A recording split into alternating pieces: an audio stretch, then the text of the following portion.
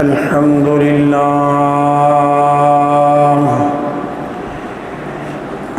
لله رب العالمين والعاقبة للمتقين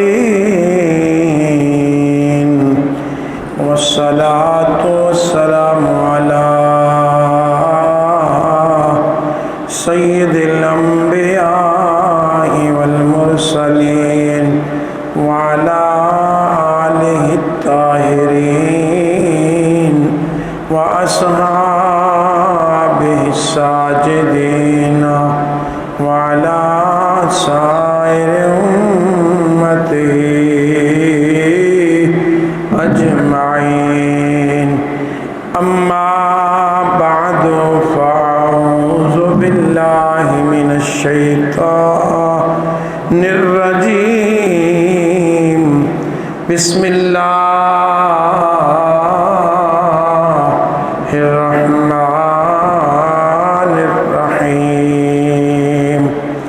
يا أيها الذين آمنوا اتقوا الله حق تقاته ولا تموتن إلا وأنتم مسلمون. وقال الله تبارك وتعالى في مقام آخر: إن الدين عند الله الإسلام. صدق الله العظيم وصدق رسوله النبي الكريم الأمين. ونحن على ذلك لمن الشاهدين والشاكرين والحمد لله رب العالمين. الصلاة والسلام عليك يا سيدي يا رسول الله وعلى آلك وأصحابك يا سيدي يا حبيب الله. الصلاة والسلام عليك يا سيدي يا رحمة للعالمين. حمد اور صلاۃ کے بعد انتہائی میرے لائق تعظیم، انتہائی لائق تعظیم بزرگوں، دوستوں،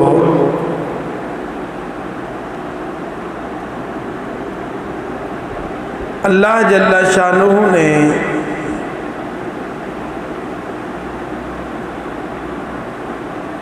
اس دنیا کو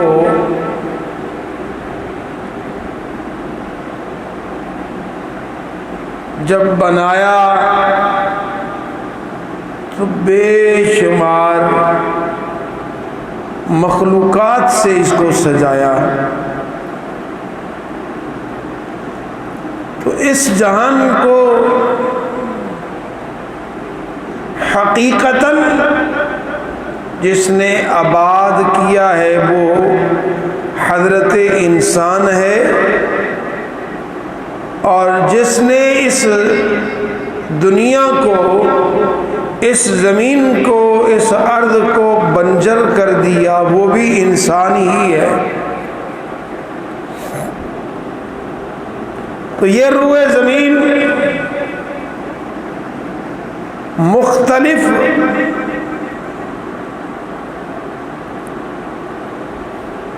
انسانوں پر مشتمل ہے. اس ارض پر، اس دھرتی پر مختلف زبانیں بولنے والے انسان آباد ہیں، مختلف رنگت والے انسان آباد ہیں، مختلف ذات اور قبیلوں کے ساتھ انسان آباد ہیں۔ تو جیسے کسی کی رنگت کوئی ہے، کسی کی رنگت کوئی ہے، کسی کی زبان کوئی ہے، کوئی کون سی زبان بول رہا ہے، کوئی کون سی ثقافت پر چل رہا ہے، اسی طرح مختلف مذاہب کے بھی انسان مالک ہیں، مختلف مذاہب بھی رکھتے ہیں۔ کوئی کسی مذہب سے تعلق رکھتا ہے تو کوئی کسی مذہب سے تعلق رکھتا ہے، لیکن سب سے اعلیٰ مذہب، سب سے اعلیٰ راستہ اور ہدایت کی راہ وہ ہے دین اسلام۔ اللہ فرماتا ہے ان الدین عند اللہ الاسلام، دین تو بہت سے ہیں، لوگ جن کو اپنا مذہب کہتے ہیں، اپنا دین کہتے ہیں، لیکن حقیقت میں وہ دین جو رب کو پسند ہے، وہ دین جو اللہ کی بارگاہ میں محبوب ہے، وہ دین جس کا رب کی بارگاہ میں رتبہ ہے، وہ دین جس کی رب کی بارگاہ میں توقیر ہے، جس کی عظمت ہے، جس کی شان ہے، وہ دین فقط ایک ہی دین ہے اور وہ دین اسلام ہے۔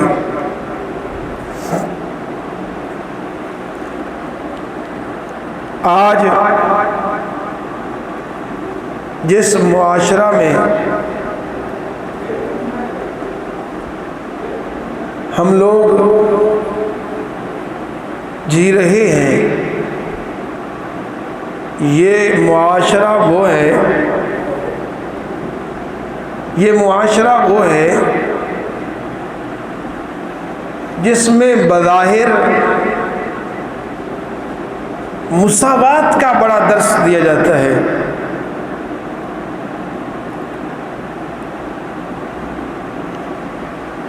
یہ بات صرف درس تک ہی محدود ہے۔ عدل، انصاف، مساوات، یہ لفظ بڑے ہی پیارے لگتے ہیں، خوبصورت لگتے ہیں، لیکن ان پر عمل کرنے والے کم، اور حقیقت میں ان الفاظ کی چادر کے پیچھے چھپ کر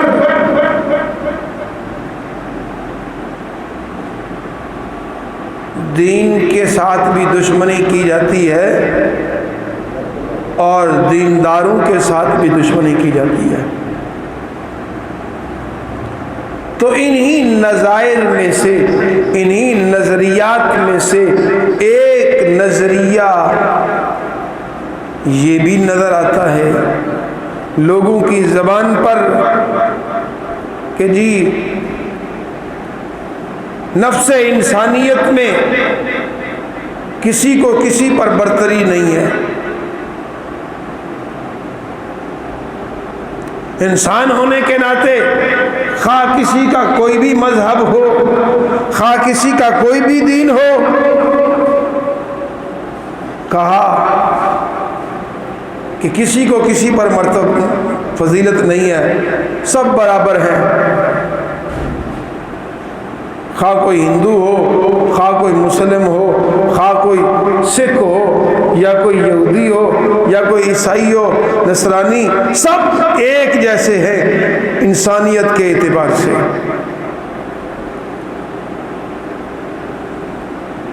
اب یہ بات کر کے حقیقت میں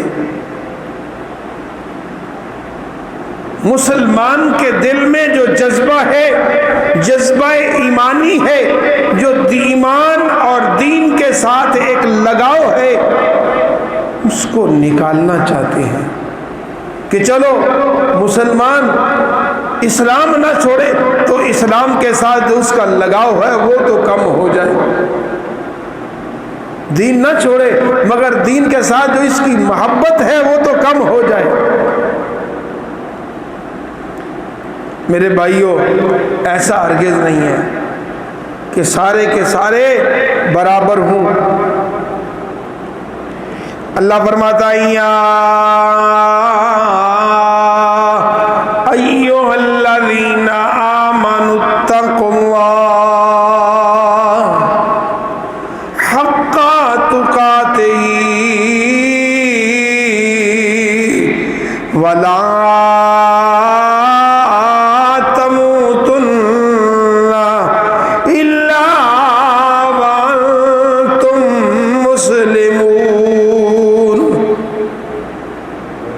اللہ رب کائنات ارشاد فرماتا ہے، رب تعالیٰ فرماتا ہے یا ایھا الذین آمنوا اتقوا اللہ، اے وہ لوگوں جو اللہ تبارک و تعالیٰ کی ذات پر ایمان لائے، اتقوا اللہ حق تقاتہ، اللہ سے ایسے ڈرو جیسے اس سے ڈرنے کا حق ہے، وَلَا تَمُوتُنَّ إِلَّا وَأَنتُم مُّسْلِمُونَ، کہا تم ہرگز نہ مرنا مگر اس حال میں کہ تم مسلمان ہو۔ یعنی اے اللہ اور اس کے رسول پر ایمان لانے والو، اللہ کا خوف، اللہ کا تقوی دل میں سنبھالو، اور تم پر جب بھی موت طاری ہو تو تم پر اس وقت اسلام کا غلبہ ہو، اسلام کی چمک اور دمک تم پر ہو۔ اسلام کے بغیر تم پر موت نہ آئے، کیونکہ حقیقت یہ ہے کہ جو بندہ خدا نہ خواستہ کسی کو ایسی حالت میں موت آئے اور وہ اسلام پر نہ ہو، ایسی حالت پر موت طاری ہو کہ وہ حالت کفر میں ہو، تو ساری زندگی کی کمائی ختم، برباد،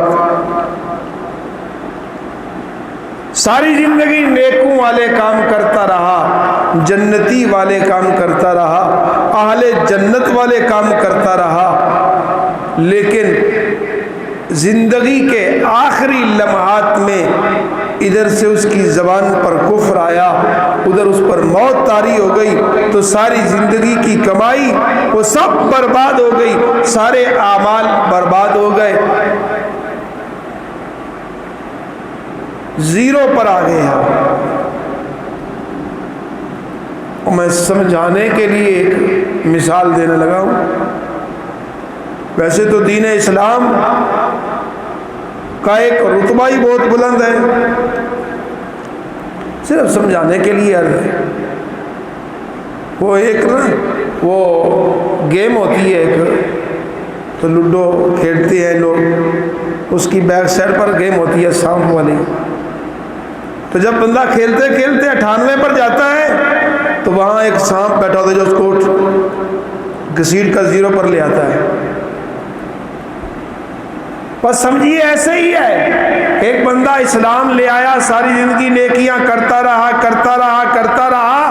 اور آخری زندگی کے لمحات میں اس سے کفریہ کلمہ نکل گیا، تو یہ کفریہ کلمہ نکلنا یہ وہ سانپ ہے جو وہ اس کو کامیابی سے 0 پر لے آتا ہے۔ حقیقت میں جو بندہ یہ بات کرے کہ سب برابر ہیں نفس انسانیت میں، اس نے اسلام کی قدر و منزلت کو پہچانا ہی نہیں، دین کے مرتبے کو پہچانا ہی نہیں ہے، وہ ناواقف رہا۔ سورہ بینہ میں اللہ فرماتا ہے ان الذین کفروا من اہل الکتاب والمشرکین من نار فی نار جہنم خالدین فیہا، فرمایا وہ لوگ جنہوں نے کفر کیا وہ اہل کتاب میں سے ہو یا ان کا تعلق پہلے سے مشرکین کے ساتھ ہو، جنہوں نے بھی دین اسلام کا انکار کیا ان کا ٹھکانہ جہنم ہے، ہمیشہ رہیں گے اس میں۔ اللہ نے تقابل پیش کیا، فرمایا اولئک ہم شر البریہ، یہ سب سے بدترین مخلوق ہے۔ فرمایا ان الذین آمنوا وعملوا الصالحات اولئک ہم خیر البریہ، وہ لوگ جنہوں نے نیک عمل کیا، ایمان لائے اور نیک عمل کیے، فرمایا یہ سب سے بہترین مخلوق ہے۔ پتہ چلا یہ نظریہ اپنانا کہ سب برابر ہیں، یہ لادینیت ہے۔ دین اسی چیز کا نام ہے کہ اللہ کی بارگاہ میں عند اللہ سب ہیچ ہیں، سب ختم ہو گئے، برباد ہو گئے، نکارہ ہو گئے۔ کامیابی ہے تو صرف اسی انسان کو ہے جو کلمہ پڑھ کر مومن ہو گیا۔ اللہ تعالیٰ کی بارگاہ میں مشرک ہو، کافر ہو، کسی بھی مذہب سے تعلق رکھتا ہو، اولئک ہم شر البریہ، سب سے بدترین مخلوق ہے۔ ہو ایمان والا، کلمہ پڑھتا ہو، نیک عمل کرنے والا، فرمایا اولئک ہم خیر البریہ، یہ سب سے بہترین مخلوق ہے۔ تو اللہ کی بارگاہ میں سب یکساں نہیں ہیں۔ جہاں حقیقت میں انسان کو مرتبہ ملنا وہاں سب برابر نہیں ہے۔ اور میرے بھائی سب کیسے برابر ہو سکتے ہیں؟ ہمارے ہاتھ کی یہ 5 انگلیاں ہیں، صرف 5 ہیں، کوئی انگلی بھی ایک دوسری انگلی کے برابر نہیں ہے۔ یار گھر کے اندر 5 افراد ہوں، 4 افراد ہوں، 2 افراد ہوں، وہ ہی سب دونوں برابر نہیں ہوتے۔ دونوں کے اخلاق میں فرق ہوتا ہے، دونوں کے اٹھنے بیٹھنے میں، زیست و نہار میں فرق ہوتا ہے۔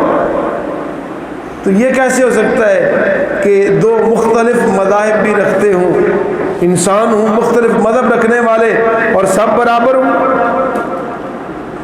ایسا نہیں ہو سکتا۔ اللہ تبارک و تعالی جل شانہ نے ہدایت کو بھی واضح کر دیا اور گمراہی کو بھی واضح کر دیا، اور اس کو دونوں کو، ہدایت کو گمراہی کو واضح فرما کر انسان کو اختیار دے دیا۔ انسان کے لیے اختیار ہے۔ اللہ فرماتا ہے لا اکراہ فی الدین، لا اکراہ فی الدین، دین میں جبر نہیں ہے۔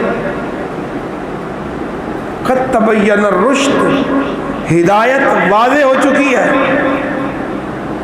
من الغی، سرکشی سے، کفر سے ہدایت واضح ہے۔ فمن یکفر بالطاغوت، تو جس بندے نے شیاطین کا انکار کیا، وَيُؤْمِن بِاللَّهِ، اور اللہ پر ایمان لایا، اس نے کیا کیا؟ فَقَدِ اسْتَمْسَكَ بِالْعُرْوَةِ الْوُثْقَىٰ، تو اس نے ایک مضبوط رسی کو تھام لیا۔ اب لوگ سمجھتے ہیں جب یہ آیت پڑھتے ہیں تو یہ ایک دین کا اصول ہے کہ لا اکراہ فی الدین، دین میں اکراہ نہیں ہے، جبر نہیں ہے۔ اب وہ سمجھتے ہیں کہ جب جبر نہیں ہے تو کوئی بندہ نماز پڑھے نہ پڑھے اس کی مرضی، کوئی بندہ روزہ رکھے نہ رکھے اس کی مرضی، کوئی حج کرے نہ کرے اس کی مرضی، زکوٰۃ دے نہ دے اس کی مرضی، بس کلمہ پڑھ لیا اتنا کافی ہے، دین میں جبر نہیں ہے۔ حقیقت ہی نہیں سمجھے۔ اس آیت کا منشا ہی نہیں سمجھے.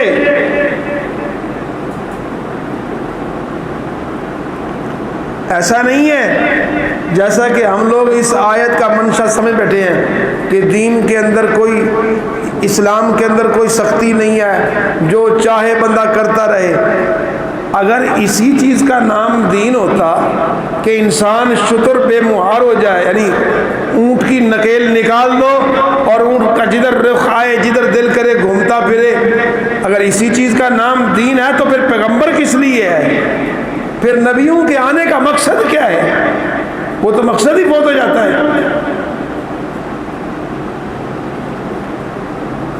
اس آیت کا شان نزول کیا ہے؟ اس آیت کا شان نزول یہ ہے، ایک صحابی رسول تھے حضرت ابو حسین. ایک حسین سین سے ہوتا ہے اور ایک حسین سواد کے ساتھ بھی ہے. ابو حسین صحابی رسول کا نام ہے. آیت کا کوئی شان نزول خاص ہوتا ہے لیکن حکم جو ہوتا ہے وہ عام ہوتا ہے. اللہ کے پیارے نبی صلی اللہ علیہ وسلم نے جب دیکھا مدینہ طیبہ میں رہنے والے یہود و نصارہ، یہودی زیادہ تھے بعد، وہ یہودی جنہوں نے معاہدوں کی بار بار خلاف ورزی کی، مسلمانوں کو نقصان پہنچانے کی کوشش کی، اسلام کو قدغن لگانے کی کوشش کی، جب وہ اپنے ان چالوں سے باز نہ آئے تو اللہ کے رسول صلی اللہ علیہ وسلم نے یہودیوں کو مدینہ سے بے دخل کیا، نکال دیا. اس وقت حضرت ابو حسین، ان کے 2 بیٹے تھے جو کہ ان یہودیوں کے پاس تھے، تو یہودیوں کی صحبت میں رہتے تھے، یہودیوں کے ساتھ رہتے تھے، تو ان کی وجہ سے انہوں نے مذہب یہودیت اختیار کیا ہوا تھا. اب جب اس صحابی رسول کو پتہ چلا تو انہوں نے کہ یہودی وہاں سے نکالے جا رہے ہیں، تو انہوں نے اپنے بیٹوں کو زبردستی رکھنا چاہا اور ان کو اسلام قبول کروانا چاہا کہ یہ زبردستی میرے پاس رہ جائیں اور یہ اسلام قبول کر لیں. اس موقع پر یہ آیت نازل ہوئی ہے کہ لا اکراہ فی الدین، دین میں اکراہ نہیں ہے، جبر نہیں ہے. یعنی اللہ تبارک و تعالیٰ نے انسان کو اختیار دیا ہے کہ وہ چاہے تو دین قبول کرے، چاہے وہ کافر رہے، اس کی مرضی ہے. لیکن اس کا مطلب یہ نہیں ہے کہ اگر وہ دین قبول کرتا ہے تو اس کے لیے اجر نہیں ہے، کفر پر رہتا ہے تو اس کے لیے سزا نہیں ہے. ایسا ہرگز نہیں ہے، بلکہ اللہ تبارک و تعالی جل شانہ نے فرمایا فمن شاء فلیؤمن ومن شاء فلیکفر، جو چاہے ایمان قبول کرے، جو چاہے کفر کرے. اب یہاں ایسا نہیں ہے کہ یہاں کفر کی اجازت دی جا رہی ہے کہ اجازت ہے جو کفر کرو، نہیں، بلکہ یہ جو انسان کے لیے سزا اور جزا کا ایک قانون رکھا گیا ہے وہ اسی بنیاد پر ہے کہ اللہ تعالیٰ نے انسان کو با اختیار بنایا ہے. اگر انسان کے اختیار کو سلب کر لیا جائے تو پھر سزا اور جزا کا تصور ہی باقی نہیں رہتا.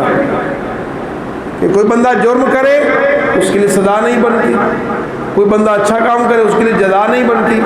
یعنی اگر انسان با اختیار نہ ہو، بے اختیار ہو. مثال کے طور پر ایک بات سمجھانا چاہتا ہوں. ایک کاریگر نے یہ بلب بنایا کہ وہ اس کو چلانے کے لیے، روشنی حاصل کرنے کے لیے. اب جب یہ چیز بن گئی تو اس کے تو اختیار میں ہی نہیں ہے کہ روشنی نہ دے. جب اس نے جیسا بنایا اس نے ویسا ہی کام کرنا ہے. کہ یہ بے اختیار ہے, بے جان ہے. بنانے والے نے جیسا چاہا تھا اس کو ویسا بنا دیا. اللہ تعالیٰ نے انسان کو نہ تو محض پتھر کی طرح بنایا بے اختیار, اور نہ ہی انسان کو کلی طور پر شتر بے مہار بنایا, بلکہ درمیان میں اس کو اختیار دیا کہ تم چاہو تو ایمان قبول کرو, من شاء فلیؤمن, جو چاہے ایمان قبول کرے اور جو چاہے کفر کرے. لیکن جو کفر اختیار کرے گا اس کے لیے سزا ہے, جو ایمان قبول کرے گا اس کے لیے جزا رکھی ہے. اگر رب تعالیٰ چاہتا تو اللہ ساری مخلوق کو بھی مومن بنا سکتا تھا, سب کی زبان پر کلمہ پڑھوا سکتا تھا, لیکن پھر سزا اور جزا کا تصور ختم ہو جاتا. سزا اور جزا باقی نہ رہتی. تو اللہ تبارک و تعالیٰ نے اختیار دیا, چاہو تو ایمان قبول کر لو. اب یہ ہے کہ لا اکراہ فی الدین, کسی کو مجبور نہیں کیا جائے گا کہ تم اسلام قبول کرو. ایسا نہیں ہے کہ اسلام قبول کرنے کے بعد اس کو منع نہیں کیا جائے گا, وہ گناہ کرتا ہے اس کو روکا نہیں جائے گا. اب جب اسلام قبول کر لیا تو اسلام کے جتنے مطالب ہیں, جتنے مقاصد ہیں, ان تمام پر عمل کرنا ضروری ہے.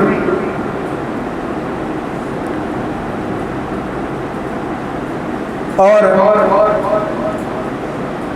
ہمارے ہاں ایک الزام دیا جاتا ہے زبردستی اسلام قبول کروانے کا.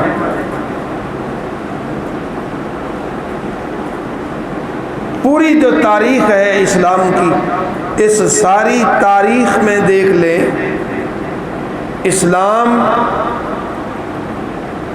زبردستی کسی پر بھی مسلط نہیں کیا گیا.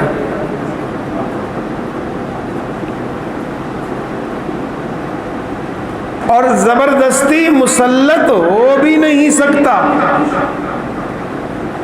کیونکہ ایمان کے لیے دو شرطیں ہیں.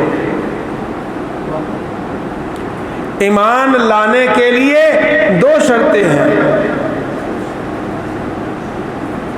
اقرار باللسان اور تصدیق بالقلب.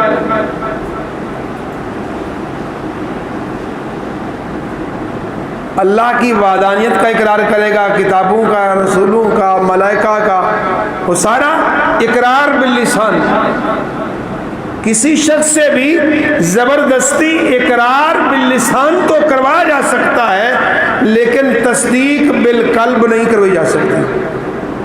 تصدیق کا تعلق وہ دل سے ہے, وہ خاص قلب کا وہ عمل ہے. وہ کوئی بھی اس کو زبردستی کسی سے کرانا چاہے تو وہ کر نہیں سکتا. جب زبردستی تصدیق قلبی حاصل نہیں ہو سکتی تو کسی کو زبردستی مسلمان بھی نہیں بنایا جا سکتا. اب اس کی روشن دلیل اور یہ واضح ثبوت یہ ہے کہ مسلمانوں نے ہندوستان کے اندر کتنی صدیاں حکمرانی کی ہے. اسپین کے اندر کتنی صدیاں مسلمانوں نے حکومت کی ہے. سلطنت عثمانیہ کتنے علاقے پر, تیسرے حصے پر پھیل چکی تھی دنیا کے. لیکن جب یہ اقتدار ختم ہوا تو کیا جہاں جہاں مسلمانوں کی حکومت تھی وہاں سارے بعد میں مسلمان تھے؟ اگر کسی کو زبردستی مسلمان بنایا جا سکتا تو پھر ایسا ہی ہوتا نا کہ جیسے ہی مسلمانوں کی حکومت جہاں ختم ہوتی وہاں سارے کے سارے مسلمان ہوتے. ایسا نہیں ہے, بلکہ اب بھی ہندوستان کے اندر دیکھ لیں تو وہاں مسلمان اقلیت کی صورت میں ہے اور ہندو اکثریت کی صورت میں ہے۔ اسپین کے اندر عیسائی اکثریت کی صورت میں ہے، مسلمان اقلیت کی صورت میں ہے۔ تو گویا مسلمان کی تاریخ ہی یہی بتاتی ہے کہ آج تک کسی کو زبردستی کلمہ نہیں پڑھایا گیا۔ یہ مسلمان کی تاریخ ہے۔ تو جس طرح کسی کو زبردستی کلمہ نہیں پڑھایا جا سکتا، اسی طرح کسی کلمہ پڑھنے والے شخص کو اسلام سے زبردستی روکا بھی نہیں جا سکتا۔ ایسا کوئی آئین، ایسا کوئی قانون بھی نہیں بنایا جا سکتا جس میں کسی کو روکا جا سکے کہ تم ابھی کلمہ نہیں پڑھ سکتے، تم ابھی اسلام نہیں لا سکتے۔ جس طرح کے بعض لوگ اس تیاری میں ہیں کہ اس ملک میں ایسا کوئی آئین نافذ کیا جائے کہ مسلمانوں کو روکا جائے، مسلمان ہونے سے روکنے کی یہ تیاری ہے نا۔ اب اتنا وقت نہیں ہے کہ میں اس پر کھل کر بات کروں کیونکہ وقت قلیل ہے، لیکن یہ بات ہمیں ذہن نشین رہنی چاہیے کہ جس طرح کسی کو زبردستی اسلام قبول نہیں کرایا جا سکتا، اسی طرح کسی شخص کے اسلام قبول کرنے میں رکاوٹ بھی نہیں بنا جا سکتا۔ یہ اللہ تبارک و تعالیٰ کی طرف سے اور اس کے محبوب کی طرف سے فیصلہ ہے۔ صلح حدیبیہ کا موقع تھا۔ صلح حدیبیہ کا اسی دن، جس دن صلح حدیبیہ ہوئی ہے، اسی دن مکہ میں سے کچھ غلام حضور صلی اللہ علیہ وسلم کی بارگاہ میں حاضر ہو گئے۔ ابھی معاہدہ طے نہیں ہوا تھا، معاہدہ ہوا نہیں تھا، معاہدہ ہونے سے پہلے آ گئے کچھ غلام، انہوں نے آ کر کلمہ پڑھ لیا، مسلمان ہو گئے۔ اب کچھ لوگ کہتے ہیں نا کہ جی لوگوں کو مسلمان بنایا جاتا ہے زبردستی، مثلا ان کا تعلق تو ہوتا ہی نہیں ہے اسلام قبول کرنے سے، بلکہ ان کو صرف دھوکہ دیا جاتا ہے۔ اب دیکھیے وہاں سے غلام آئے، اسلام قبول کیا حضور صلی اللہ علیہ وسلم کی بارگاہ میں۔ مشرکین مکہ نے آپ صلی اللہ علیہ وسلم کو لکھا کہ یہ لوگ جو آئے ہیں ان کا آپ کے دین سے کوئی تعلق نہیں، یہ آپ کے دین کو قبول کر کے نہیں آئے، بلکہ یہ صرف غلامی سے بھاگ کر آپ کے پاس آئے ہیں، اس لحاظ سے یہ غلام ہمارے حوالے کر دیے جائیں۔ نبی کریم صلی اللہ علیہ وسلم نے ان غلاموں کو ان کے حوالے نہیں کیا، بلکہ فرمایا کہ یہ اللہ کے آزاد کردہ ہیں، فرمایا یہ اللہ کے آزاد کردہ ہیں، اور ان کو مسلمان ہی رکھا اور مسلمان ہی جانا، کیونکہ جب کوئی بندہ کلمہ پڑھ لیتا ہے تو اس کے مذہب پر، اس کے دین اور اس کی نیت پر شک نہیں کیا جاتا کہ اس نے کس نیت سے اسلام قبول کیا ہے۔ یقیناً اس نے اسلام قبول کر لیا۔ اب ایک لمحے کے لیے دیکھیے حضور فرماتے ہیں کہ بندہ عمل کرتے کرتے، جنتی والے عمل کرتا کرتا آخری لمحات میں ایک ایسا کفریہ کلمہ بولتا ہے کہ وہ جہنم میں گیا، اور ایک بندہ جہنمی والے اعمال کرتے کرتے آخری لمحے میں آ کر وہ ایک کلمہ ایمان کی حالت میں بولتا ہے اور وہ مومن بن جاتا ہے۔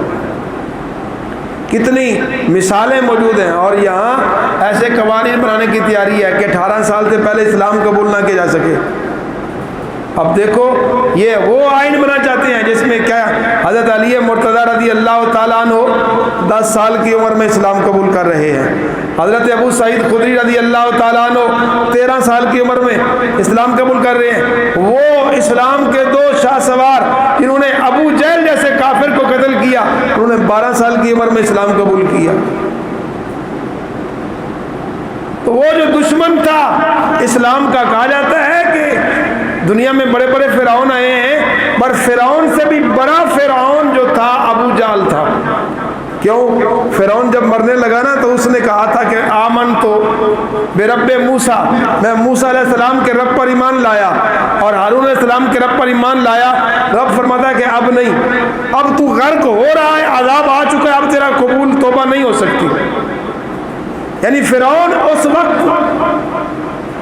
اس وقت اپنے کیے پر پچھتا رہا تھا، لیکن ابو جہل ایسا بڑا کافر ہے کہ جب وہ قتل ہوا زخمی حالت میں تھا تو وہ کہنے لگا کاش کہ مجھے کوئی اہل عرب میں سے کوئی سردار قتل کرتا، یہ تو مجھے کسانوں کے بچوں نے قتل کر دیا۔ یعنی وہ اتنا بڑا فرعون تھا، تو وہ ایسی پابندی وہ بھی نہیں لگا سکا۔ تو اسلام پر نہ کوئی پہلے پابندی لگا سکا نہ بعد میں کوئی لگا سکے گا۔ کیوں کہ ان الدین عند اللہ الاسلام، اسلام چمکتا رہے گا۔ اللہ کی بارگاہ میں جو مکمل اور کامل مذہب ہے وہ دین اسلام ہے۔ اللہ تبارک و تعالی ہم سب پر رحم و کرم فرمائے اور اپنے محبوب صلی اللہ علیہ وسلم کی الفت ہم سب کو نصیب فرمائے۔